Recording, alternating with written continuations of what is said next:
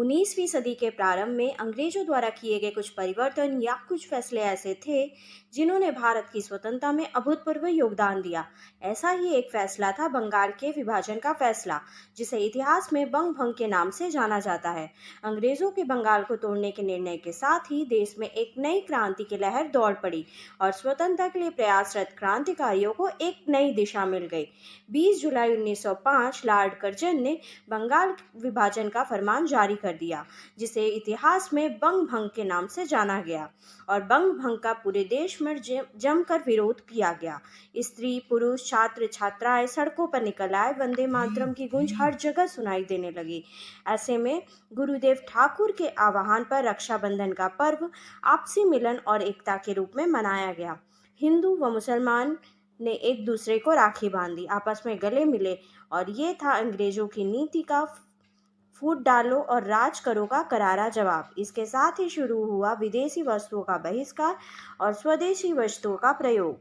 स्वदेशी वस्तुओं की लहर सारे देश में फैल गई और शुरू हुआ दौर स्वदेशी वस्तुओं का। हेलो एवरीवन, मैं आकृति अग्रवाल आज आपके सामने एक नया वीडियो लेके उपस्थित हूँ। आज के वीडियो में हम बात करेंगे बंगाल विभाजन के इतिहास के बारे में और साथ ही बात करेंगे कि आखिर ब्रिटिश राज में रहे सबसे बड़े प्रांत बंगाल का विभाजन कब, क्यों और किसके कहने पर किया गया। तो चलिए बिना देर के वीडियो को शुरू करते हैं और सबसे पहले जानते हैं बंगाल विभाजन के इतिहास के बारे में। अगर बात करें बंगाल विभाजन के इतिहास की, तो साल 1905 में अंग्रेज़ों ने बहुत बड़ा खेल खेला था। उस समय का बंगाल आज के बंगाल से बहुत बड़ा था। उस समय के बंगाल में पश्चिम बंगाल, आज का बिहार, उड़ीसा, झारखंड और भारत के ऊपर के कुछ छोटे छोटे राज्य जैसे कि असम, मेघालय, नागालैंड, मिजोरम, मणिपुर, त्रिपुरा और अरुणाचल प्रदेश मिलाकर बंगाल का निर्माण करते थे। ऐसे में जब लॉर्ड कर्जन ने बंगाल राज्य का विभाजन ये कहकर कर दिया कि बंगाल राज्य क्षेत्रफल में बहुत बड़ा है और इतने बड़े भूभाग पर एक अकेला गवर्नर सही ढंग से शासन नहीं कर सका, तो उस समय लॉर्ड कर्जन के द्वारा लिए गए इस निर्णय का भारी मात्रा में विरोध किया गया, जिसे इंडियन नेशनल कांग्रेस पार्टी को आम जनता का भारी समर्थन मिला और बंगाल का यह विभाजन इतिहास में बंग भंग के नाम से जाना जाने लगा। अगर बात करें उन वजहों की जिसकी वजह से बंगाल का विभाजन किया गया था, तो 16 अक्टूबर 1905 में हुए बंगाल विभाजन के पीछे कई वजहें थी जो उस समय बताई गई थी। अगर बात करें उन वजहों की जिसकी वजह से बंगाल का विभाजन किया गया था, तो 16 अक्टूबर 1905 में हुए बंगाल विभाजन के पीछे कई वजहें थी जो उस समय लॉर्ड कर्जन ने बताई थी, जिसमें प्रमुख वजह थी बंगाल फ्रांस जितना बड़ा है और इसकी जनसंख्या ग्रेट ब्रिटेन और फ्रांस दोनों को मिलाकर जितनी होती है उतनी जनसंख्या सिर्फ बंगाल की है। उस समय बंगाल की जनसंख्या 7,85,00,000 थी। इतनी बड़ी जनसंख्या को एक कुशल प्रशासन दे पाना संभव नहीं है, इसलिए बंगाल का विभाजन किया जाना चाहिए। लेकिन बंगाल को विभाजित करने का यह तर्क तो सिर्फ एक मिथ्या थी। उसकी असली वजह तो बंगाल की एकता को नष्ट करके हिंदू और मुस्लिम के बीच फूट डालकर राज्य करना था। कर्जन की यह स्पष्ट नीति थी कि डिवाइड एंड रूल। कर्जन ने यह बताया भी था कि बंगाल एक शक्तिशाली राज्य है और उसके विभाजन से बंगालियों में काफ़ी तरीके से विभाजन हो जाएगा। वास्तव में बंगाली ही ऐसे थे जिन्होंने अंग्रेजी भाषा की शिक्षा का सबसे ज़्यादा लाभ उठाया था और सिविल सर्विसेज एग्ज़ाम में जाने वाले भी बंगाली ही थे। बंगाल को हिंदू और मुस्लिम के आधार पर पूर्वी बंगाल और पश्चिम बंगाल में बांटा गया था, जिसमें पूर्वी बंगाल में मुसलमान और पश्चिम बंगाल में हिंदुओं को रखा गया था।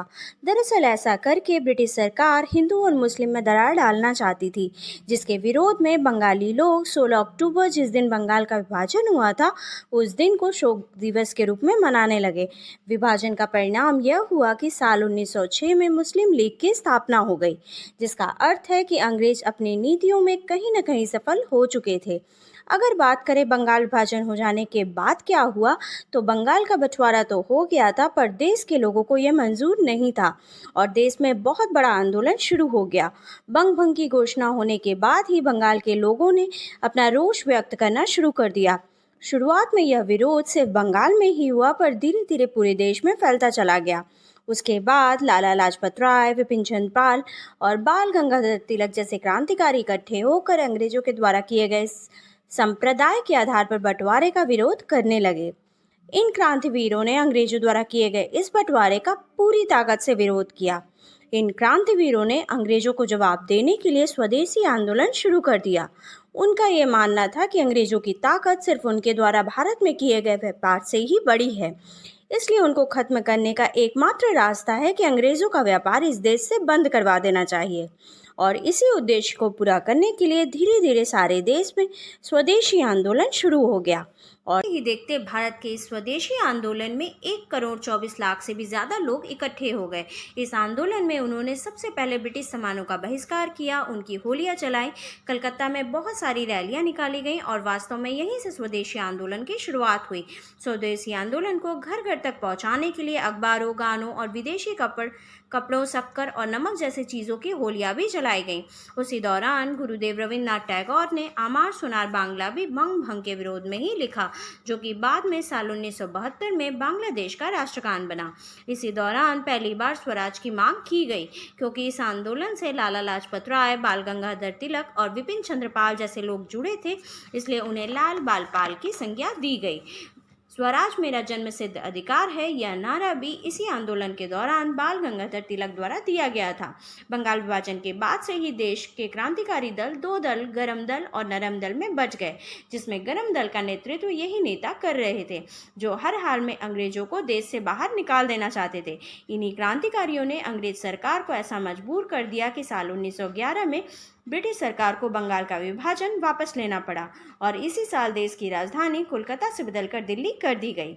इस तरह से हिंदू और मुस्लिम को बांटने की जो साजिश अंग्रेजों ने की थी, उसमें वे पूर्णतः असफल रहे। वास्तव में बंगाल का विभाजन भले ही केवल 6 वर्षों के लिए रहा, लेकिन बंगाल विभाजन से कई परिणाम थे जो सामने आए। वास्तव में 1857 की क्रांति के बाद भारत में ऐसी कोई भी घटना नहीं घटी थी जिसने भारतीय राजनीति को इस तरीके से प्रभावित किया था। बंगाल का विभाजन भारतीय इतिहास में एक बहुत ही महत्वपूर्ण घटना मानी जाती है, क्योंकि यह किसी भारतीय राज्य का सामान्य विभाजन नहीं, बल्कि अंग्रेजों द्वारा देश के बंटवारे के लिए रखी गई नींव थी। लेकिन अफसोस की बात यह है कि जिस हिंदू मुस्लिम की एकता का बंटवारे 1905 में हमने रोक लिया था, उसे दोबारा 15 अगस्त 1947 में हम नहीं रोक सके।